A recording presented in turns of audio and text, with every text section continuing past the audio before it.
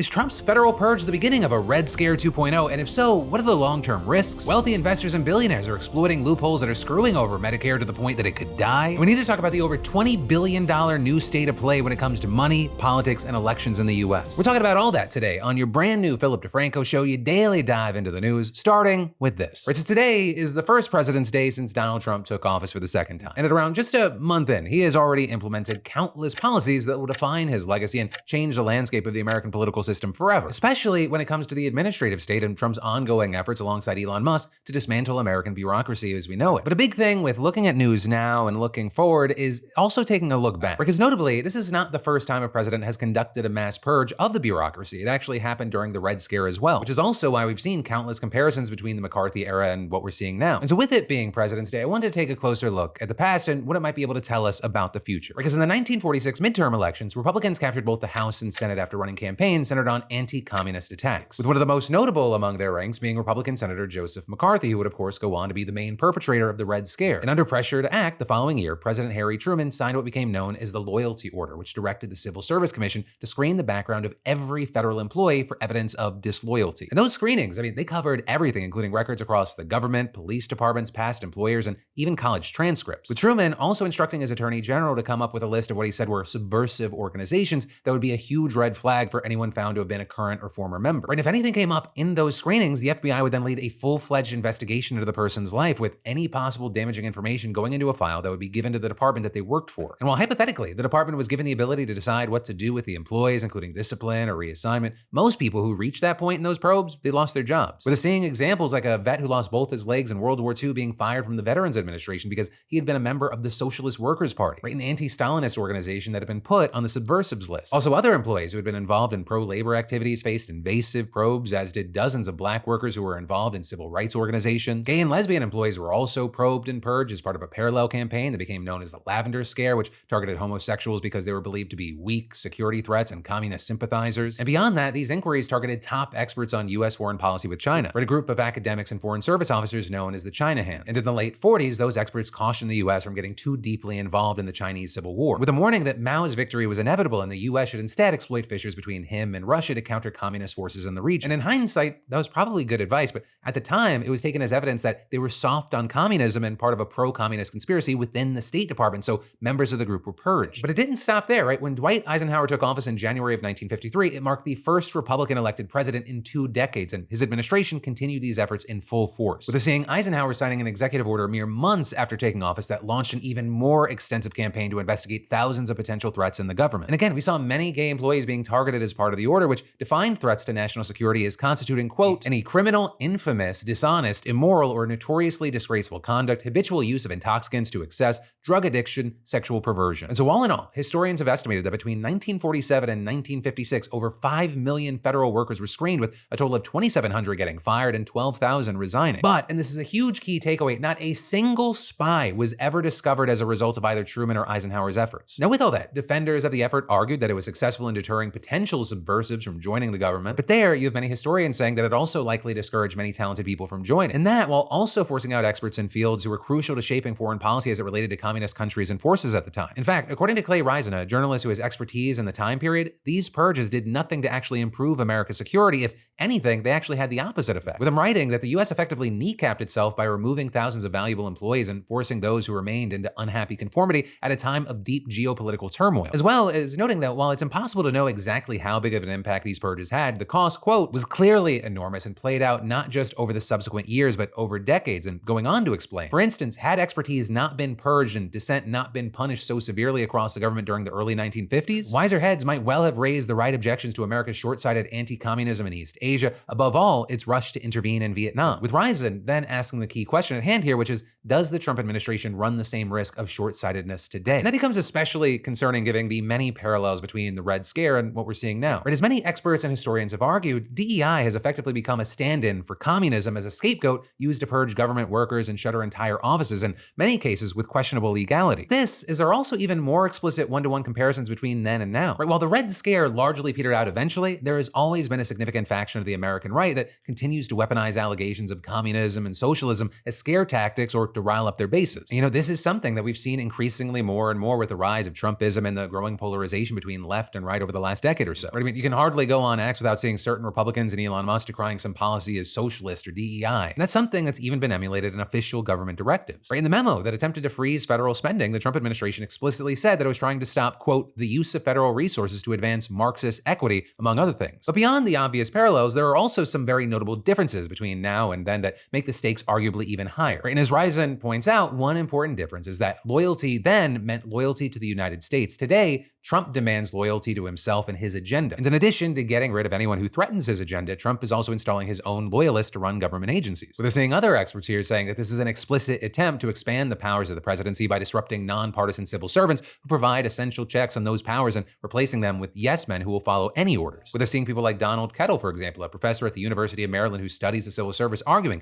that Trump's purges are, quote, focused much more on shifting the balance of power than they are on improving the results of government. And saying there that taken together, Trump is demonstrating a blunt assertion of presidential authority, which the administration believes sits above everything else. And so as a result, experts say that the impacts of these efforts are going to go far beyond national security concerns and geopolitical threats. Right? In addition to potentially undermining democracy by centralizing power in the presidency, these efforts will also hamper our ability to respond to any future crisis, be it a pandemic, a natural disaster, a terror attack, anything, period. Right? And as Roger Karma, a staff writer at The Atlantic, explained in a recent article, Trump is committed to dismantling the federal bureaucracy as we know it, and with it, the government's capacity to handle the next crisis. Like an individual who chooses to forego health or fire insurance, most Americans won't feel the negative impact of this effort as long as everything in the world runs smoothly. But with that, saying what happens when the next crisis strikes is another story altogether. With Karma then specifically using COVID as an example, arguing that the few successes that the US had in addressing the pandemic was all thanks to bureaucrats with area-specific expertise who, quote, helped limit the damage, often despite Trump's own negligence and attempts to interfere, and going on to say, these are exactly the sorts of experienced public servants whom Trump is trying to push out of government. With him then arguing that if Trump succeeds and pushes out career experts while installing his loyalists, we could be in a world of trouble when he actually has to face a crisis. Right? Imagine if Robert F. Kennedy Jr., an anti-vaccine conspiracy theorist, had been in charge of the nation's public health apparatus and surrounded not by scientific experts, but by hardcore Trumpists. With them asking how many more Americans would have died. And all of this, as Karma and other experts say, that the steps that Trump is taking now to gut the American bureaucracy is going to have a long-lasting impact that's going to go far beyond just the next 4 years. And with that, looking at history, the impacts of the Red Scare purges, they lasted for decades. But with what Trump is doing now, you have many saying that's going to surpass the Red Scare purges in scale. With Karma here essentially arguing that we won't notice until it's too late. Writing at first, most people won't notice an agency gutted here or a program slashed there, but saying those cuts will make disaster more likely, and when that disaster strikes, whether during Trump's presidency or his successors, the government will be far less capable of handling it. And adding here, what we don't know is how bad that crisis will be and whether Trump will still be in office to face the consequences. But on that uplifting note, that is where I'm going to end this one. Though, of course, with that, I do want to pass a question off to you of, what are your thoughts here? Do you see what's going on now versus a lot of what we just talked about as being a one-to-one comparison, being parallel or a more extreme version, or no, the reaction to what we're seeing now, it's overblown? Any and all thoughts, takes, reactions, I'd love to hear from you in those comments down below. And then, it's some more news in just a moment, but as our dogs age, what a transition. As our dogs age, they go through similar challenges that we do, right? Slower metabolism, less energy, and just overall slower movement, right? Does that sound familiar? Because that is what makes today's sponsor, Sundays, our go-to. Their ingredients are top-notch, human-grade quality. Think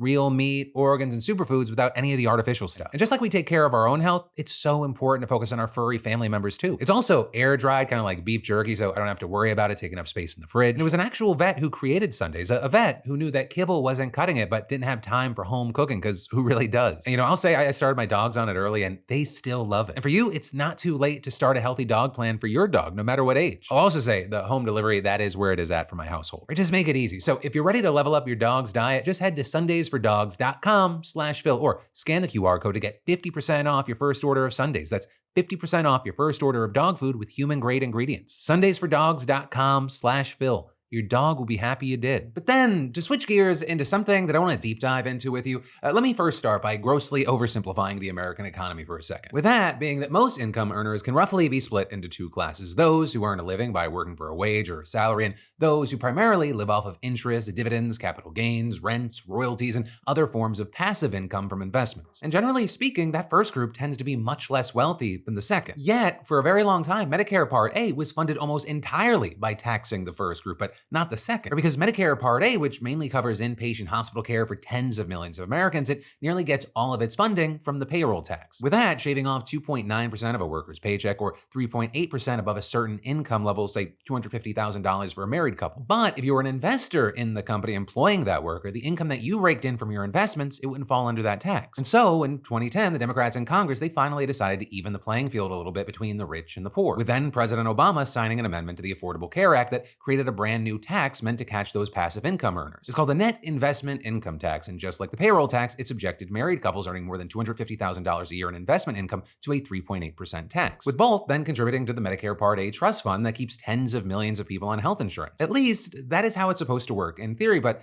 in practice, you shouldn't be surprised to learn that things are a little bit different. Because while they were negotiating the bill, Democrats inserted a loophole for so-called active business owners. Basically, people who are not only invested in a business, but actively involved in the day-to-day operations. With that, meant to exempt small business owners, mom and pop shops, Main Street grocers, self-employed professionals, and the like. Then, that also meant that if the owners of enormous corporations could make an argument, however flimsy, that they were also active, then they may not have to pay the tax. And that's even if the corporation they're invested in is a financial institution whose job is to invest in other entities. So to put it simply, they are actively involved in a business making passive income. And in fact here, when ProPublica combed through reams of IRS data, they found numerous examples of wealthy people doing this. With this including people like the former professional poker player, current billionaire, TikTok investor, GOP megadonor, and 23rd richest man on earth, Jeff Yass. Right, because you see, he's also the co-founder of Susquehanna International Group, a giant investment firm that uses computers to get an edge of mere microseconds over other securities traders. Or to put it in other words, he is exactly the kind of person that Congress had in mind when they designed the net investment income tax in 2010. Yet, from 2013, when the tax went into effect, through 2018, Yass reportedly excluded 8.5 of the $9 billion he made in capital gains from the tax. With that, reportedly saving him more than $300 million that would have otherwise gone towards people's health insurance. And notably, right, that's just him. ProPublica also noted two of his firm's partners who reportedly saved a combined $120 million the same way. Also, here I will say that is just his capital gains, right? He reportedly excluded hundreds of millions of dollars in dividends and interest from the tax as well. What we saw is that when ProPublica put these numbers in front of actual tax experts, the outlet said that they struggled to explain how Yass and his partners could justify not paying the tax. In fact, these experts reportedly told them that they couldn't think of a legitimate reason why any financiers making huge profits would be exempt from the tax. But the active business owner thing isn't the only loophole written into the law. There's also an exemption for capital gains made from the sale of pass-through businesses, which again primarily means smaller firms, but there are some huge ones that take advantage of the law. Right? And so here, for example, Donald Sterling, he bought the Los Angeles Clippers for $12.5 million in 1981 and then sold the NBA team for $2 billion in 2014, meaning that nearly all of that money was taxable capital gain. While he paid income taxes on it, reportedly, he did not pay the net investment income tax, saving him around $70 million that, of course, once again, would have gone into the healthcare system. With ProPublica then also finding other similar cases where 4 fossil fuel billionaires each saved between $45 and $87 million in taxes after they sold off portions of their empires. And all in all, the outlet here identified 17 billionaires who collectively saved about $1.3 billion in taxes using these loopholes over 6 years. But then you also have to consider that is just the top sliver of investors, right? The numbers get way bigger when you include non-billionaires as well, right? And there, according to ProPublica, closing the loopholes would increase tax revenue by an estimated $250 billion over a decade. Now with that, some people are gonna go, well, if the legal arguments that these rich folks are using to justify their exemption from the law are absurd, why is nothing happening, right? Why aren't we seeing the legality here tested out in court? Well, in there, you have reports saying, well, the IRS is just simply too underfunded and understaffed to pursue audits of all these investors and go to war with their teams of lawyers. Now with that, Biden's Inflation Reduction Act sought to restore some of the agency's teeth by giving it more money to hire thousands of new agents. But with now Donald Trump in the White House and Republican Congress backing him, you have people saying it is gonna go the complete other way, which some say could then ultimately put the financial solvency of Medicare in jeopardy, right? Because the trust fund that Medicare Part A draws from only contains so much money. And when expenses start to outstrip revenues, which is projected to happen by 2030, the program has to dip into those reserves. And then if that keeps up year after year and the reserves run dry, which is projected to happen in 2036,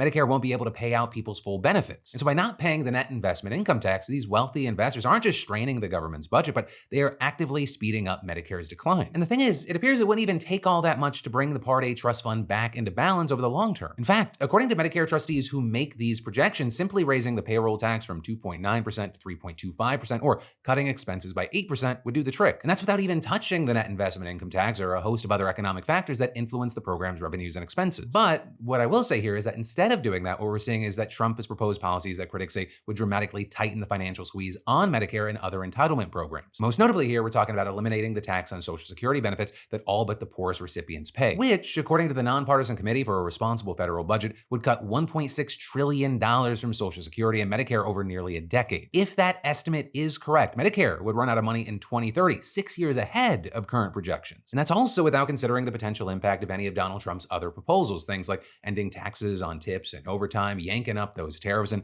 deporting undocumented immigrants who pay into the system but don't receive benefits back. All of which, according to Forbes, would add approximately $2.3 trillion to Social Security's deficit and deplete its fund by 2031. But even assuming Medicare or Social Security become insolvent, that wouldn't make them unsalvageable. Right? Congress could still restore their balance sheets or just take preventative action before they ever get to that point. And this is both programs are extremely popular among the general public, even with Republicans. So it's possible that if people losing their benefits becomes a real near-term prospect, the political pressure might become too great for politicians to let it happen, which is partly why, even though Medicare has come within a decade of insolvency many times since the 1990s, the government's consistently kept it afloat. But that doesn't mean that they can't chip away at its foundation, as they already have been for just as long. And so amidst all the other headline-grabbing chaos and political drama we may or may not see over the next several years, you may want to keep your eyes peeled for this issue. And then, since it's President's Day, I wanted to also share with y'all a piece that I recorded during our holiday break that I never actually got around to putting out. But because it's about just how much money was dropped on last year's election, I think it's very important to talk about on a day like today, especially as we think about future elections, future Congress people, and future presidents. We all know that elections in America are very expensive, but the details are insane. Starting with the top surface level fact that the 2023-2024 election cycle cost more than $20 billion.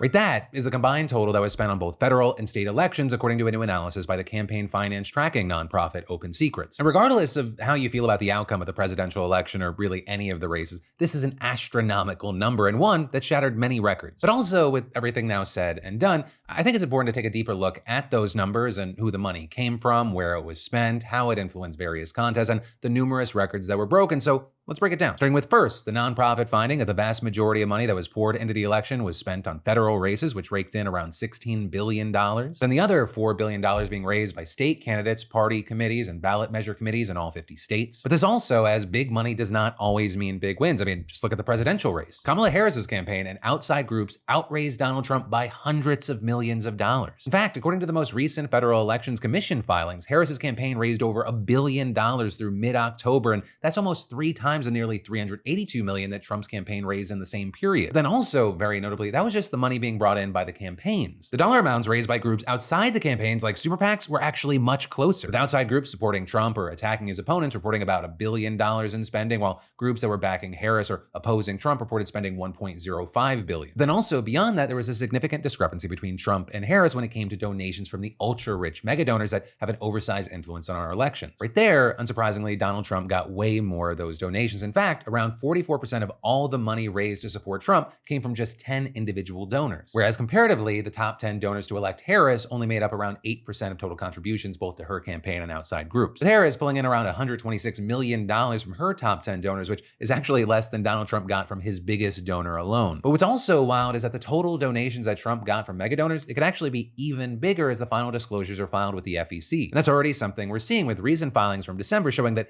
Elon Musk actually contributed way more money to elect Donald Trump than previously known, with it being revealed that Elon Musk spent $260 million on outside groups for Trump, which would mean that Elon Musk single-handedly accounted for more than a quarter of all the money outside groups spent getting Trump elected, which is just objectively a fucking wild figure. It's also notably more than double the $118 million Open Secrets had recorded before this most recent disclosure, with that new data officially making Musk the single biggest individual donor in the 2024 election cycle by a long shot. But again, it wasn't just the presidential election that saw enormous amounts of money in circulation. Spending on federal elections as a whole also broke several already ridiculous records as billions of dollars were poured into the hotly contested House and Senate races that helped give Republicans narrow majorities in both chambers. But I mean, one of the records that was broken was the totally unprecedented $4.5 billion spent by PACs and other independent groups outside individual candidate campaigns. And when I say totally unprecedented. I mean, that is over $1 billion more than the previous record of $3.3 billion in 2020. And again, these are numbers that could also grow as the final filings roll in. Now with that, as far as how that insane amount of money was spent, the analysis found that the bulk of it went to independent expenditures, right, which are the funds that outside groups spend advocating for candidates with things like constant ads that you'd see on TV or the bajillion mailers that you'd get in your mailbox. And the reason why so much was spent on independent expenditures is because there is no cap on the amount of money that individual donors, organizations, unions, and other groups can give to those efforts. Now with that, as far as the breakdown here along party lines, conservative PACs outspent liberal ones by $2.2 billion to $1.7 billion, though the single biggest spender among outside groups was actually the Democratic hybrid PAC Future Forward USA, which spent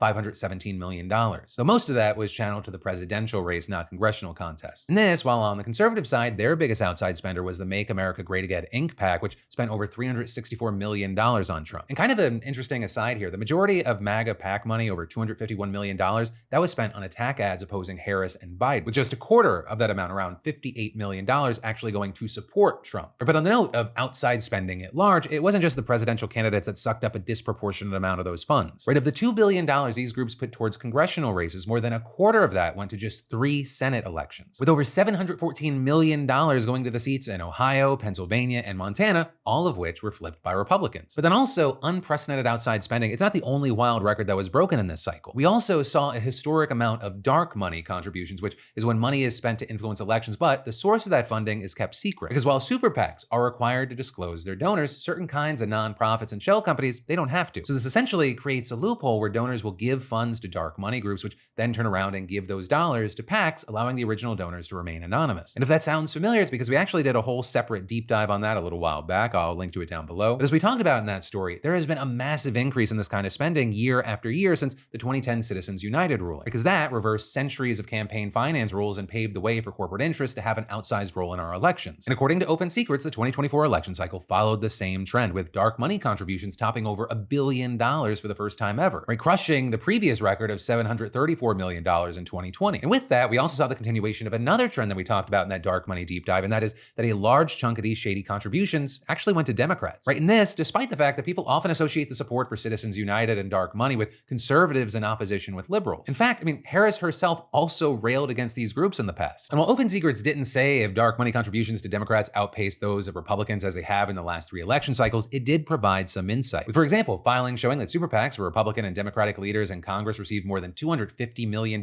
from the 4 main dark money groups that they're allied with, and saying of that, the majority, 62%, went to Democrats. But also with this, we need to touch on spending in state elections also hitting historic highs. With, for example, Open Secrets projecting that dollars put into state contests will hit a record of $4.6 billion. And specifically, they predicted that once all is said and done, state-level candidates will have raised $2.6 billion for the 2024 cycle, which is a notable 22% increase from 2020. Though unlike some of the federal trends, Republican candidates are expected to outraise Democrats by $1.3 billion to $1.1 billion, which is also interesting because it marks a reversal from 2020 when Democrats raised more than GOP candidates. So that said, it's also not uncommon for the parties to take turns topping each other in overall funds. But what is really standout and unique about these state numbers is the amount spent on ballot measures, with a seeing that Open Secrets is estimating that the total dollar figure across all 50 states, that'll reach $1.4 billion. And unsurprisingly here, a big chunk of that was spent on abortion and reproductive rights measures, which were actually on the ballot in 10 states. And according to the nonprofit, as of November 1st, abortion measures made up almost a third of all money raised by ballot measure committees this cycle, with committees supporting abortion access massively outraising those opposed to it by $305 million to $96 million. But then also beyond abortion, contributions both for and against various initiatives broke several spending records in different states, with actually the most expensive ballot initiative of the entire election cycle being the effort to legalize recreational marijuana in Florida, with that racking up over $179 million,